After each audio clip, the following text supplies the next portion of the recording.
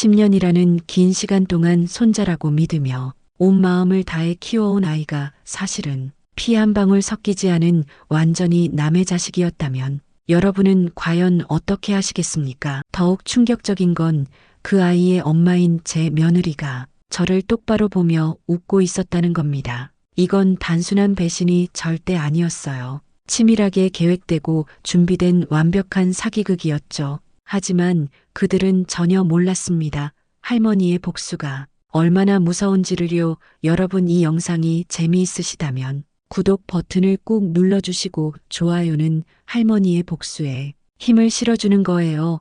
댓글로는 여러분이라면 어떻게 복수하실 건지 꼭 알려주세요. 그럼 시작하겠습니다. 아침 햇살이 거실 창문을 통해 따스하게 스며들던 그날도 저는 평소처럼 손자 준호의 아침 식사를 정성껏 준비하고 있었어요.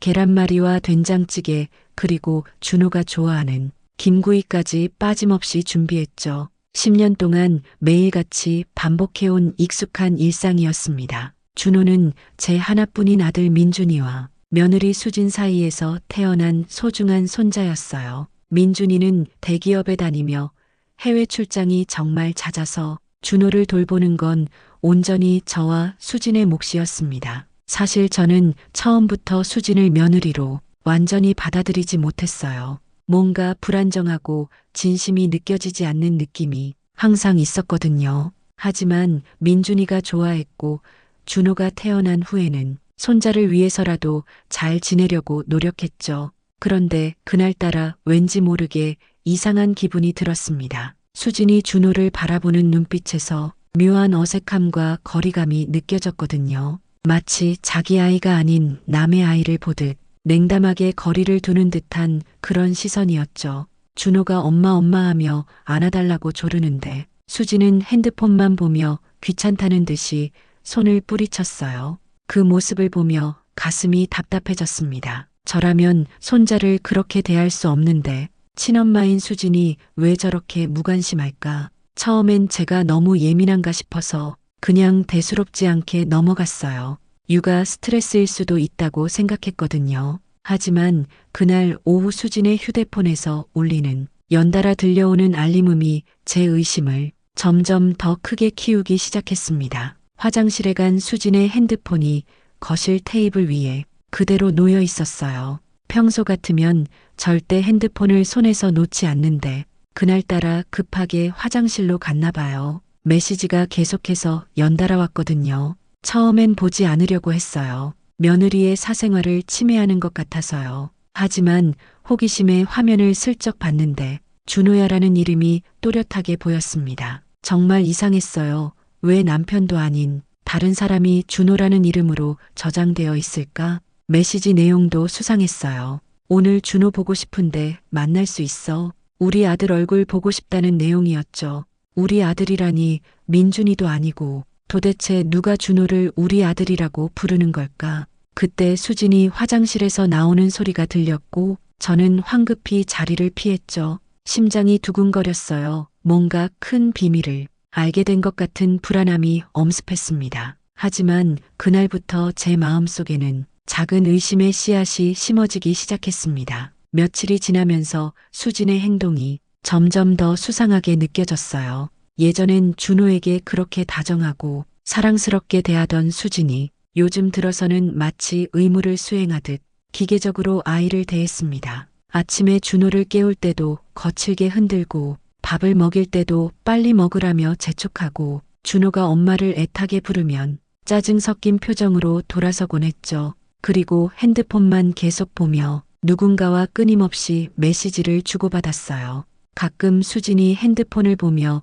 웃는 모습을 봤는데 그 표정이 행복해 보였어요. 민준이와 통화할 때는 절대 짓지 않던 그런 환한 미소였죠. 저는 며느리를 의심하는 제 자신이 정말 너무 싫었습니다. 혹시 제가 오해하는 건 아닐까? 나이 들어서 쓸데없는 의심만 늘어나는 건 아닐까? 그렇게 스스로를 다독였어요. 하지만 할머니로서의 오랜 직감이 계속해서 경고음을 울렸죠. 뭔가 크게 잘못되어 가고 있다고. 그러던 어느 날 결정적인 순간이 찾아왔습니다. 준호가 학교에서 넘어져 무릎을 다쳐서 보건실에서 긴급하게 연락이 왔거든요. 급하게 학교로 달려갔는데 담임 선생님이 저를 보며 이상한 말을 했습니다. 할머님 항상 감사드려요.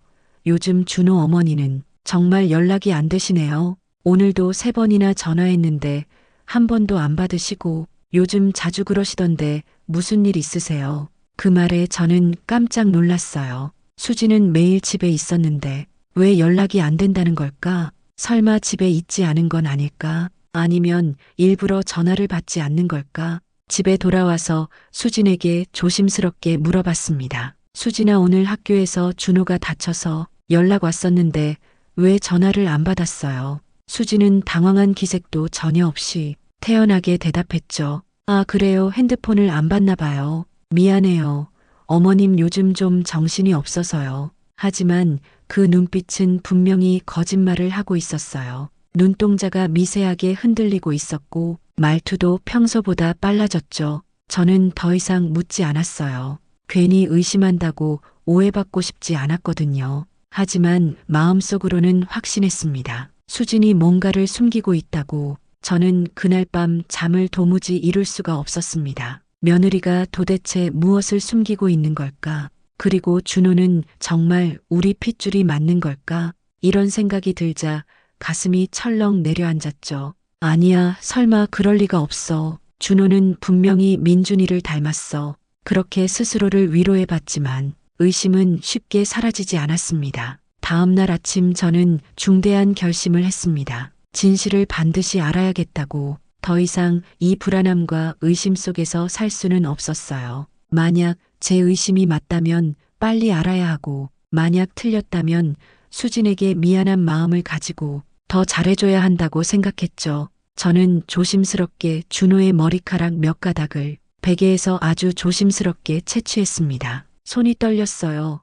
이게 정말 옳은 일인지 확신이 서지 않았거든요. 하지만 진실을 알아야만 했습니다. 그리고 민준이가 쓰던 면도기에 남아있던 머리카락도 함께 조심스럽게 챙겼죠. 작은 지퍼백에 각각 담아서 이름을 적었어요. 손이 심하게 떨렸어요. 이게 정말 필요한 일인가 하는 생각에 마음이 무거웠습니다. 만약 결과가 제 의심대로 나온다면 우리 가족은 어떻게 될까? 민준이는 얼마나 충격을 받을까? 준호는 어떻게 될까? 하지만 진실을 알아야만 했어요. 모르고 사는 것보다는 알고 대처하는 게 나을 거라고 판단했죠. 병원에 가서 유전자 검사를 의뢰했습니다. 접수 창구 직원이 저를 보며 어떤 검사를 원하시냐고 물었을 때 저는 작은 목소리로 친자 확인 검사라고 말했어요. 직원은 별다른 반응 없이 서류를 건네주었지만 제 얼굴은 화끈거렸습니다. 결과는 일주일 후에 나온다고 했죠. 그 일주일이 얼마나 길게 느껴지던지 매일 밤 악몽에 시달렸어요. 준호가 제 손자가 아니라는 꿈을 꾸고 깜짝 놀라 깨어나곤 했죠. 아침에 준호의 얼굴을 보면 너무 미안하고 슬펐어요. 이 아이가 누구의 아이든 간에 지난 10년 동안 제가 쏟은 사랑은 진심이었는데 말이에요. 준호가 제 손자가 아니라면 지난 10년은 대체 뭐였을까? 그 아이와 함께한 모든 소중한 순간들이 첫걸음마를 뗄 때 할머니라고 처음 불렀을 때, 유치원 입학식 때 제 손을 꼭 잡았을 때 전부 거짓이 되는 걸까? 아니야, 그 순간들은 진짜였어. 제 사랑은 진짜였다고 스스로를 위로했습니다. 드디어 결과가 나왔습니다. 병원에서 전화가 왔을 때 저는 한참 동안 수화기를 들지 못했어요. 결과를 들으면 제 인생이 완전히 바뀔 것 같았거든요. 병원에서 받은 봉투를 떨리는 손으로 뜯었죠. 그 안에 적힌 문구는 제 인생을 송두리째 완전히 흔들어 놓았습니다. 친자관계 확률 0%, 유전자 일치율 0%, 생물학적 부자관계 아님. 순간 눈앞이 새하얘졌어요. 숨이 막히는 것 같았고 귀에서 윙윙거리는 소리가 났죠. 다리에 힘이 풀려서 그 자리에 주저앉았습니다. 지나가던 사람들이 저를 걱정스럽게 쳐다봤지만 아무것도 신경 쓰이지 않았어요. 거짓말이라고 믿고 싶었습니다. 검사 과정에서 실수가 있었을 거라고, 샘플이 바뀐 거라고 생각하고 싶었어요. 하지만 과학은 거짓말을 하지 않았어요.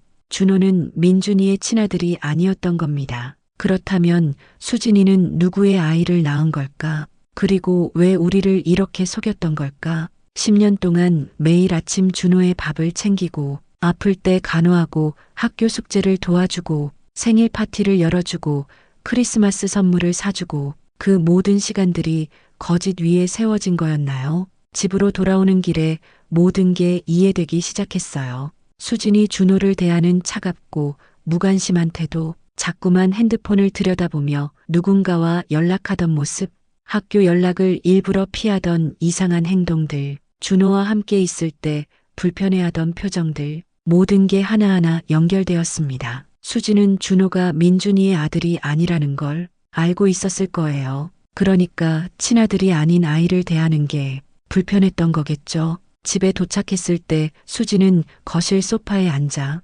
또다시 핸드폰을 보고 있었어요.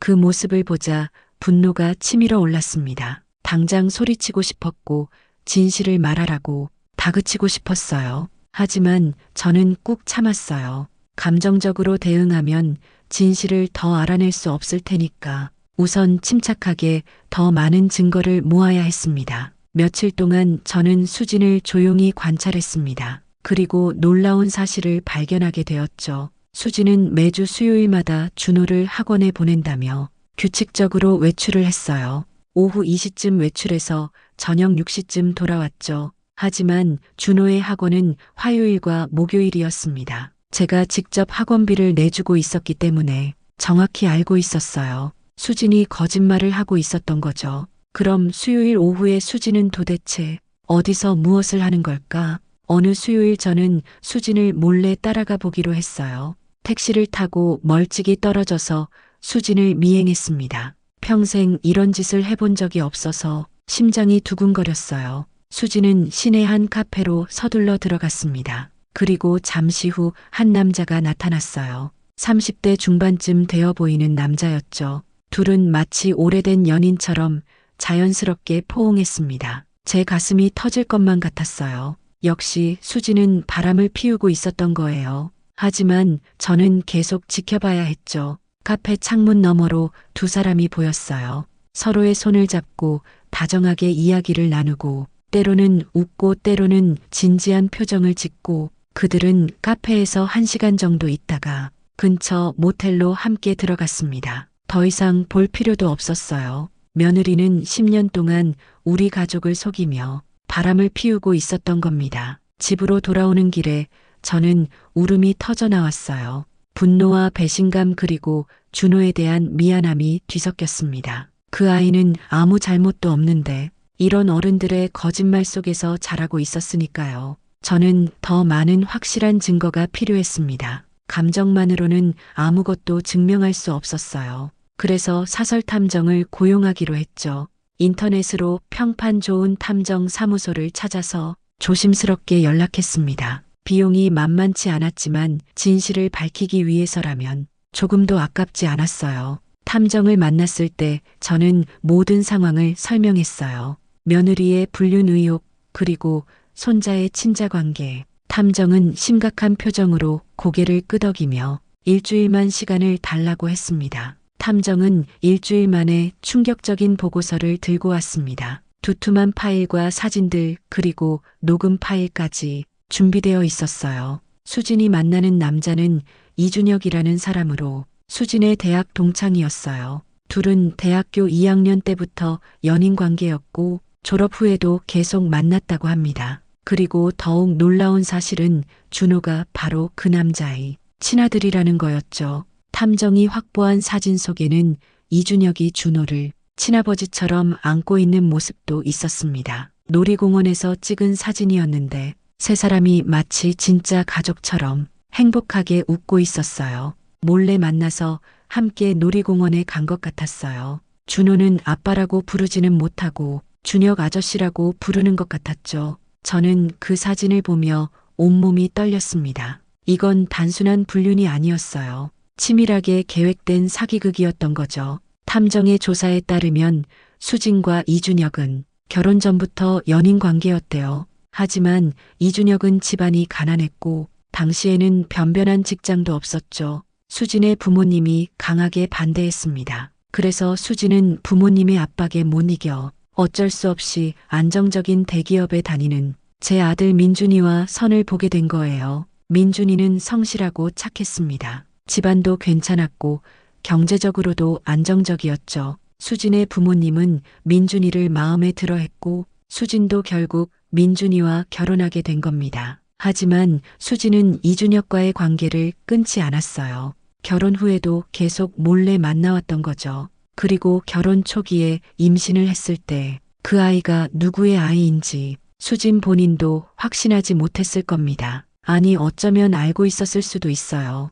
탐정이 확보한 자료 중에는 준호가 태어나고 한 달 후 수진이 몰래 친자 확인을 한 기록이 있었거든요. 준호가 태어났을 때 수진은 친자 확인을 몰래 했을 거예요. 그리고 준호가 이준혁의 아이라는 걸 알았을 겁니다. 하지만 수진은 그 사실을 철저히 숨겼어요. 왜냐하면 민준이와의 결혼이 경제적으로 안정적이었고 이준혁은 아직 능력이 없었으니까요. 결국 수진은 두 남자 사이에서 줄타기를 한 거였죠. 한쪽에서는 안정적인 생활을 보장받고 좋은 집에서 살고 경제적 걱정 없이 지내고 다른 쪽에서는 사랑을 채우면서요. 그리고 그 사이에서 가장 큰 피해자는 아무것도 모르는 우리 가족이었습니다. 특히 민준이는 준호를 정말 사랑했어요. 출장 갈 때마다 준호 선물을 꼭 사왔고 주말이면 준호와 공원에 가서 놀아주고 준호 유치원 행사에도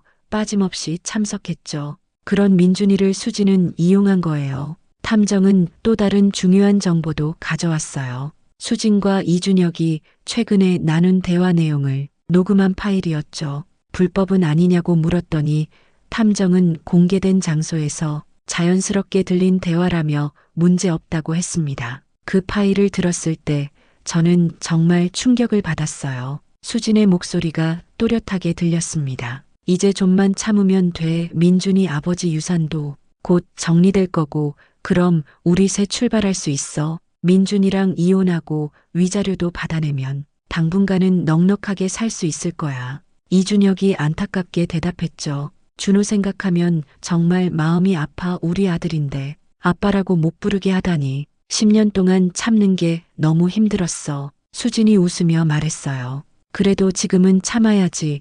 조금만 더 기다려. 민준이 아버지 유산 받으면 그때 이혼하고 우리 셋이서 새로 시작하는 거야. 준호한테도 진짜 아빠가 누군지 말해줄 수 있고 그들은 제 남편의 유산을 노리고 있었던 겁니다. 남편은 작년에 암으로 돌아가셨는데 상당한 재산을 남기셨거든요. 부동산과 예금을 합치면 약 20억 정도 되었어요. 법적으로는 민준이가 상속받게 되어 있었고 민준이는 결혼했으니 그 재산의 절반은 배우자인 수진에게도 가게 되죠. 수진은 그 돈을 받아서 이준혁과 새 출발을 하려고 했던 겁니다. 처음부터 끝까지 계획된 사기극이었어요. 저는 너무 화가 나서 당장 수진을 집에서 내쫓고 싶었어요. 하지만 감정적으로 움직이면 안 됐습니다. 제대로 된 복수를 위해서는 더 완벽한 계획이 필요했거든요. 수진이 한 푼도 받지 못하고 법적으로 처벌받게 만들어야 했어요.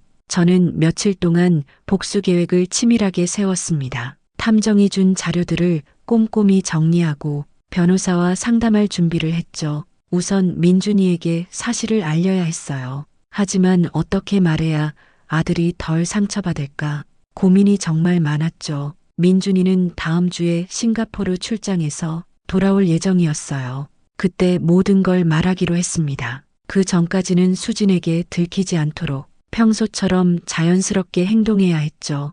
어느 날 저녁 수진이 친구 만나러 간다며 외출한다고 했어요. 아마 이준혁을 만나러 가는 거겠죠. 저는 이번 기회에 수진의 방을 뒤져보기로 결심했습니다. 수진의 방문을 조심스럽게 열고 들어갔어요. 가슴이 두근거렸지만 진실을 위해서는 어쩔 수 없었습니다. 수진의 서랍장을 조심스럽게 열어보니 예상대로 숨겨둔 물건들이 있었어요. 가장 아래 서랍 깊숙한 곳에 작은 상자가 있었고 그 안에는 이준혁과 함께 찍은 사진들이 가득 담긴 숨겨진 앨범이 있었습니다. 대학 시절 찍은 사진부터 최근에 찍은 사진까지 시간 순서대로 정리되어 있었어요. 그리고 준호의 친자 확인서까지 있었죠. 역시 수진은 모든 걸 알고 있었던 겁니다. 준호가 이준혁의 아들이라는 걸 처음부터 알면서도 우리를 철저히 속였던 거죠.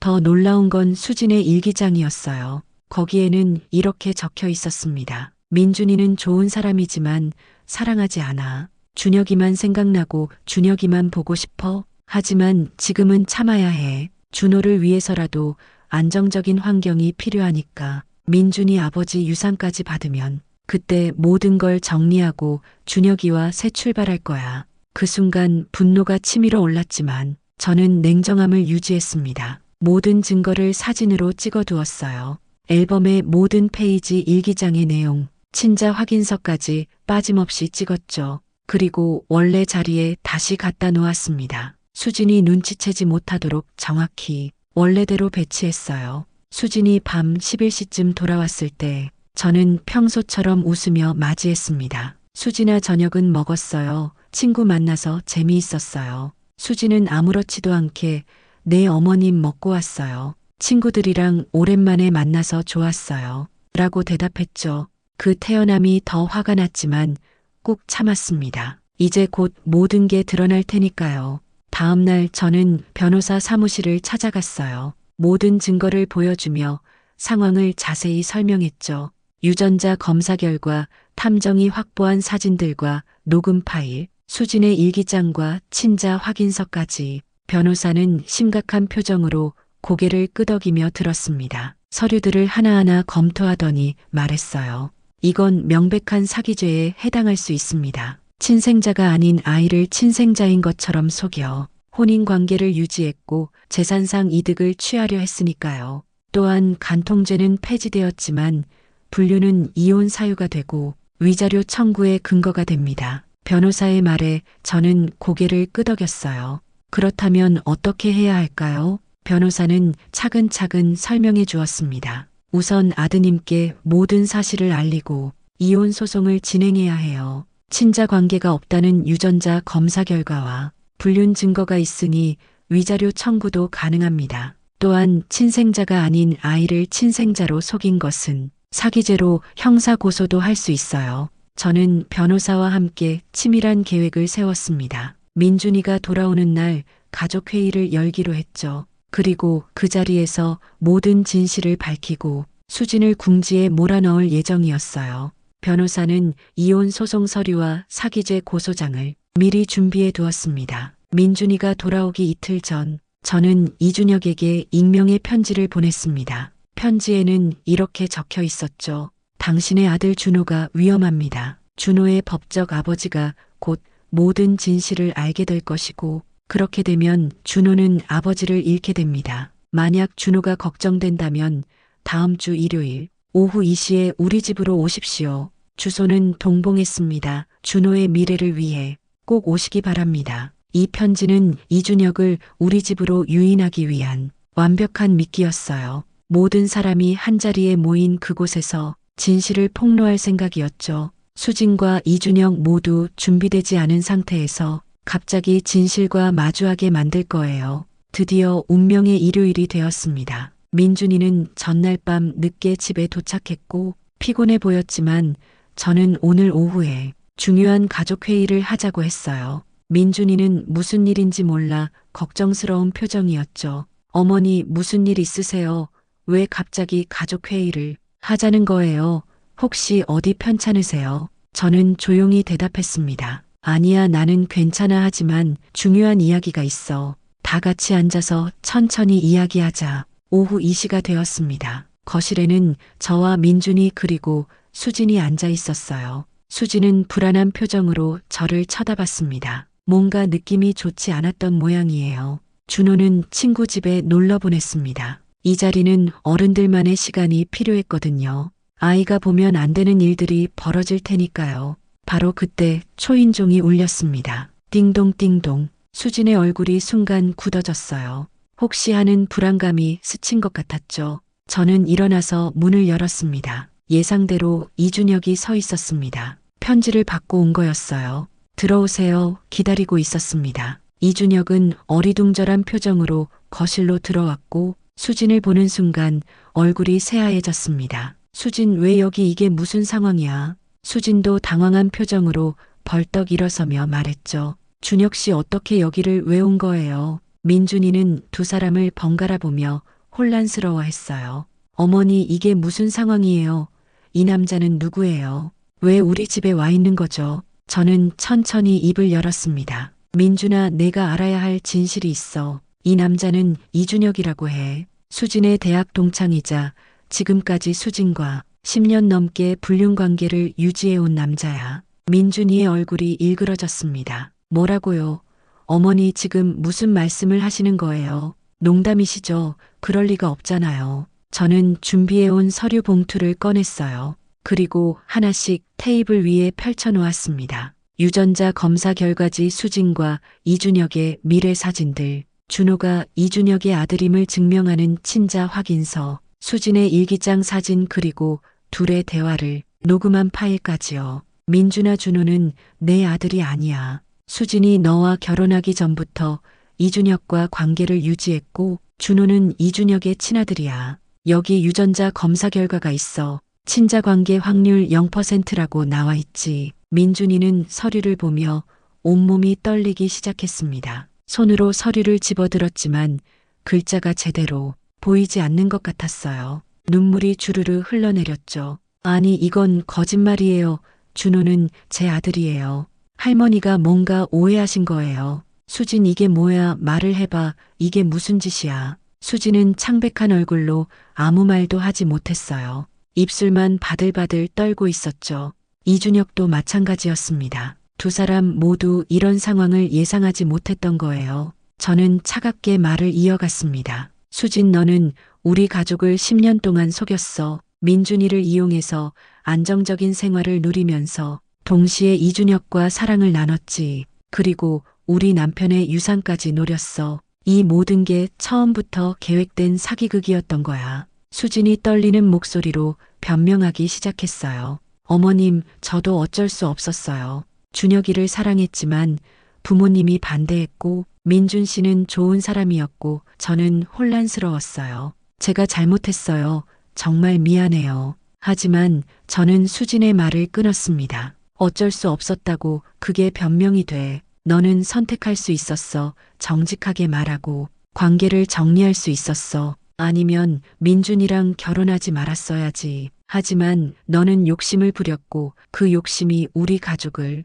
완전히 파괴한 거야. 민준이는 수진을 보며 절규했습니다. 10년이야. 우리가 함께한 10년이 전부 거짓말이었어. 나는 준호를 내 아들이라고 믿고 진심으로 사랑했는데 밤마다 재워주고 아플 때 간호하고 학교 숙제도 도와주고 생일 파티도 열어주고 그 모든 시간이 거짓이었다는 거야. 너는 어떻게 이럴 수 있어? 수진은 바닥에 주저앉으며 울기 시작했어요. 하지만 저는 전혀 동정심이 들지 않았습니다. 오히려 더 화가 났죠. 저는 변호사에게 미리 준비하라고 했던 서류를 꺼냈습니다. 이혼 소송 서류와 사기죄 고소장이었죠. 수진, 너는 지금부터 법적 책임을 져야 해. 민준이는 너와 이혼할 거고 위자료도 청구할 거야. 그리고 친생자가 아닌 아이를 친생자로 속인 것은 사기죄로 형사 고소도 할 거고. 수진은 고개를 들며 소리쳤어요. 제가 뭘 잘못했어요.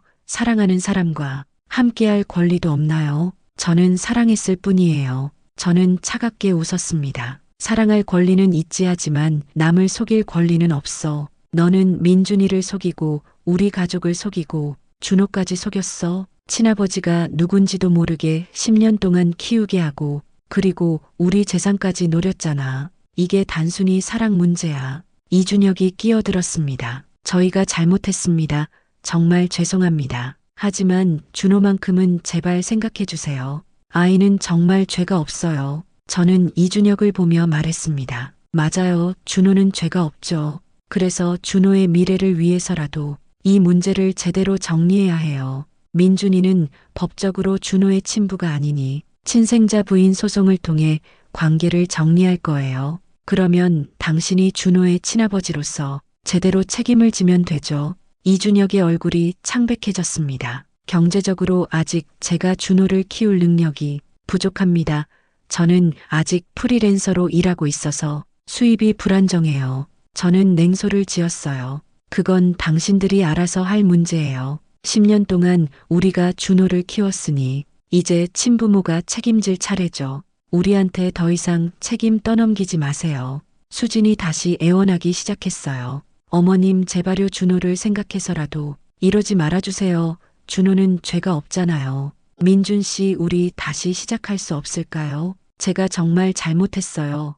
이혼만은 하지 말아요. 하지만 민준이는 고개를 저었습니다. 눈물을 흘리면서도 단호한 표정이었죠. 수진, 나는 너를 사랑했어. 진심으로. 그리고 준호도 내 아들처럼 진심으로 사랑했어. 하지만 이젠 끝이야. 너를 볼 때마다 배신감과 수치심만 느껴질 것 같아. 10년 동안 나를 바보로 만들었잖아. 우리 끝내자, 이혼하자. 그 순간 수진의 표정이 변했습니다. 슬픔이 아니라 분노가 가득한 얼굴로 저를 쏘아보기 시작했죠. 결국 어머님이 다 꾸민 거였군요. 저를 함정에 빠뜨리려고 이렇게까지 하시다니 정말 무섭네요. 저는 담담하게 대답했습니다. 함정이라니, 나는 단지 진실을 밝혔을 뿐이야. 너희가 10년 동안 쳐놓은 거짓말의 그물에서 우리 가족을 구한 거지. 진짜 무서운 건 10년 동안 거짓말하며 살아온 너야. 수지는 비웃으며 말했어요.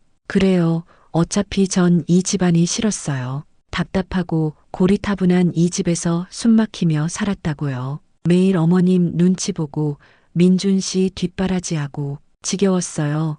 준혁이와 함께 새로 시작할 거예요. 그 말에 민준이가 상처받은 표정을 지었지만 저는 오히려 시원했습니다. 수진의 본 모습이 드러난 거니까요. 좋아, 그렇게 하세요. 대신 우리 집에서 받은 모든 것들을 깨끗이 돌려놓고 나가요. 그리고 위자료 5억 원 제대로 받아낼 거예요. 수진은 경악한 표정으로 소리쳤어요. 5억이요? 그게 말이 돼요? 어떻게 그렇게 많이? 저는 냉정하게 서류를 내밀었습니다. 10년 동안의 사기와 정신적 피해, 그리고 준호를 키우며 들인 양육비, 교육비, 생활비까지 계산하면 이것도 적은 거예요. 변호사와 상의해서 정확하게 계산했어요. 법정에서 보자고요. 그날 이후 일주일이 지났습니다. 수지는 집을 나갔고 이준혁과 함께 어디론가 사라졌어요. 짐을 쌀 때도 저는 하나하나 확인했습니다. 우리 집 물건은 하나도 가져가지 못하게 했죠. 민준이는 충격에서 헤어나오지 못하고 며칠 동안 방에 틀어박혀 있었습니다. 밥도 제대로 먹지 않고 술만 마셨어요. 저는 민준이가 정말 걱정되었지만 시간이 필요하다는 걸 알았습니다. 아들의 마음이 회복되기까지는 시간이 걸릴 거예요. 그리고 준호, 그 아이를 어떻게 해야 할지 고민이 많았어요. 법적으로는 민준이의 아들이 아니지만 10년을 함께 살았는데 아이에게는 죄가 없었으니까요. 하지만 이건 어쩔 수 없는 일이었습니다. 준호는 친부모가 키워야 했어요. 어느 날 민준이가 방에서 나와 저에게 말했습니다. 눈이 충혈되어 있고 수염도 길게 자라 초췌한 모습이었어요. 어머니, 준호를 한 번만 만나고 싶어요. 저는 놀라서 물었죠. 준호를 왜? 그 아이를 보면 더 힘들어질 텐데. 민준이는 눈물을 글썽이며 말했어요. 그 애는 제 아들은 아니지만 10년 동안 제 아들이었어요. 함께 웃고 울고 놀았던 그 시간들이 전부 거짓은 아니었잖아요. 제 사랑만큼은 진짜였어요. 준호에게 작별 인사는 하고 싶어요. 저는 민준이의 마음을 이해했습니다. 알았어, 준호를 만나자. 수진에게 연락해서 준호를 만날 자리를 마련했습니다. 중립적인 장소인 공원에서 만나기로 했죠. 그날 공원에는 준호와 수진 그리고 이준혁이 함께 나왔어요. 준호는 무슨 일인지 몰라 두리번거렸습니다. 할머니랑 아빠를 왜 공원에서 만나는지 이해하지 못하는 것 같았어요. 저와 민준이가 다가가자 준호는 환하게 웃으며 달려왔어요. 할머니, 아빠, 왜 여기 와 있어요? 보고 싶었어요. 그 순간 제 가슴이 찢어지는 것 같았어요. 이 순수한 아이에게 어떻게 말해야 할까? 민준이는 무릎을 꿇고 준호의 눈높이에 맞춰 앉았습니다. 준호야, 아빠가 할 말이 있어. 준호는 고개를 갸우뚱하며 물었죠. 무슨 말이에요, 아빠? 민준이는 떨리는 목소리로 말하기 시작했어요. 준호야, 아빠가 이제 준호와 함께 살 수 없게 됐어. 준호의 표정이 굳어졌습니다. 왜요, 아빠? 제가 잘못했어요. 말 안 들어서 그래요. 앞으로 잘할게요. 민준이는 고개를 저으며 준호를 안았어요. 아니야, 준호는 아무 잘못 없어. 어른들의 문제 때문에 이렇게 된 거야. 준호야, 아빠는 너를 정말 많이 사랑했어. 그건 진심이었어. 계속 사랑할 거야. 준호는 울음을 터뜨렸습니다. 싫어요. 아빠 가지 마세요. 저 혼자 남겨두지 마세요. 저는 그 모습을 보며 주먹을 꽉 쥐었어요. 이 모든 게 수진의 이기심과 거짓말 때문이었습니다. 수진은 그 모습을 무표정하게 바라보고 있었고 이준혁은 고개를 숙이고 있었죠. 민준이는 준호의 어깨를 토닥이며 말했어요. 준호야, 너에게는 진짜 아빠가 있어. 저기 계신 이준혁 아저씨가 너의 친아빠야. 준호는 이준혁을 보며 고개를 저었습니다. 싫어요. 아빠는 민준 아빠예요. 아저씨는 아빠 아니에요. 민준이는 눈물을 흘리며 준호를 꼭 안았어요. 그리고 천천히 준호를 놓아주며 일어섰습니다. 준호야, 건강하게 자라. 공부도 열심히 하고 아빠는 항상 너를 응원할게. 멀리서라도 너를 지켜볼게. 민준이는 돌아서서 걸어갔고 저도 그 뒤를 따랐습니다. 뒤에서 준호가 아빠 아빠 하며 우는 소리가 들렸지만 돌아보지 않았어요. 돌아보면 저도 무너질 것 같았거든요. 그로부터 3개월이 지났습니다. 법원에서 판결이 났어요. 민준이와 수진의 이혼이 확정되었고 수진은 위자료 5억 원을 지불하라는 판결을 받았죠. 판사는 수진의 행위가 명백한 사기이며 배우자와 그 가족에게 심각한 정신적 피해를 입혔다고 판단했습니다. 또한 사기죄로 징역 1년에 집행유예 2년을 선고받았습니다. 수진은 항소했지만 증거가 명백해서 받아들여지지 않았어요. 그리고 준호에 대한 친생자 부인 소송도 인용되었습니다. 준호는 법적으로 민준이의 아들이 아니게 되었고 이준혁이 친부로 등록되었죠. 위자료 5억을 마련하지 못한 수진과 이준혁은 경제적으로 완전히 파탄났습니다. 수진의 부모님이 일부를 도와줬지만 전액을 마련하지 못했고 결국 수진은 분할 납부를 신청했어요. 하지만 저희는 강경하게 대응했습니다. 재산을 가압류하고 급여도 압류했죠. 매달 수진의 월급에서 일정 금액이 자동으로 빠져나가게 했어요. 수진이 누렸던 안정적이고 여유로운 생활은 완전히 무너졌습니다. 이준혁과 함께 작은 원룸에서 생활하게 되었고 둘 다 생계를 위해 일을 해야 했어요. 준호는 그 사이에서 힘들어했지만 어쩔 수 없었습니다. 수진이 스스로 선택한 결과였으니까요. 민준이는 처음에는 많이 힘들어했지만 시간이 지나면서 조금씩 회복했어요. 상담도 받고 친구들을 만나면서 점점 예전의 모습을 찾아갔죠. 그리고 6개월쯤 지났을 때 새로운 사람을 만나기 시작했고 다시 웃을 수 있게 되었습니다. 저는 민준이를 보며 다행이라고 생각했습니다. 아들이 행복해지는 게 가장 중요했으니까요. 어느 날 수진에게서 연락이 왔어요. 만나서 이야기 좀 할 수 없냐고요. 저는 단호하게 거절했습니다. 할 이야기 없어요. 법정에서 다 끝났어요. 수진은 울먹이며 말했죠. 어머님, 제발요. 준호가 너무 힘들어해요. 학교에서 적응도 못하고 민준 씨를 찾아요. 저는 차갑게 대답했습니다. 그건 당신이 책임져야 할 문제예요. 10년 전에 정직했어야죠. 그때 선택할 기회가 있었잖아요. 그리고 전화를 끊어버렸습니다. 그날 밤 저는 남편의 사진을 꺼내봤어요. 여보, 우리 가족을 지켰어요.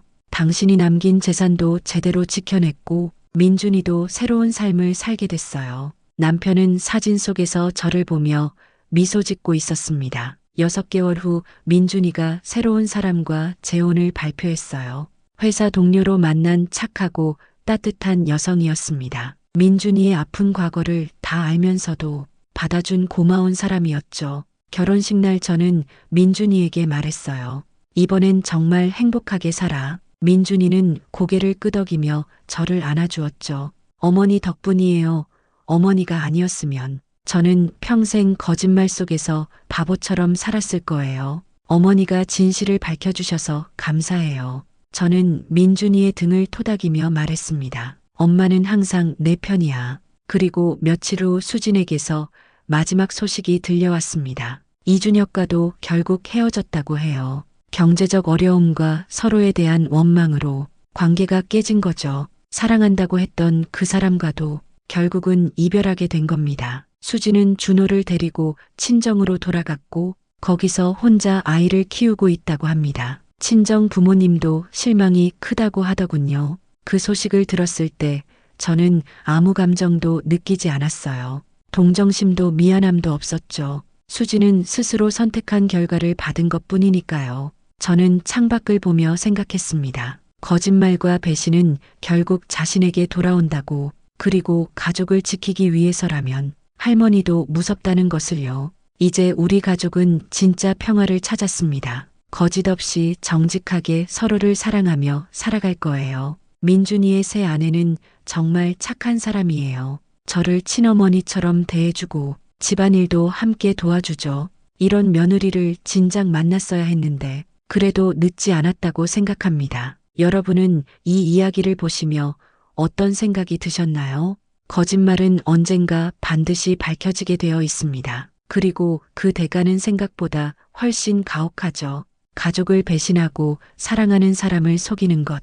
그것은 결국 자신의 인생을 파괴하는 일입니다. 진실과 정직, 그것이 가장 소중한 가치라는 것을 이 이야기가 알려줍니다. 오늘도 영상 시청해 주셔서 정말 감사합니다. 구독과 좋아요, 알림 설정까지 해주시면 더 많은 이야기로 찾아뵙겠습니다. 댓글로 여러분의 생각을 자유롭게 남겨주세요. 다음 이야기도 기대해 주시고 행복한 하루 보내세요. 감사합니다.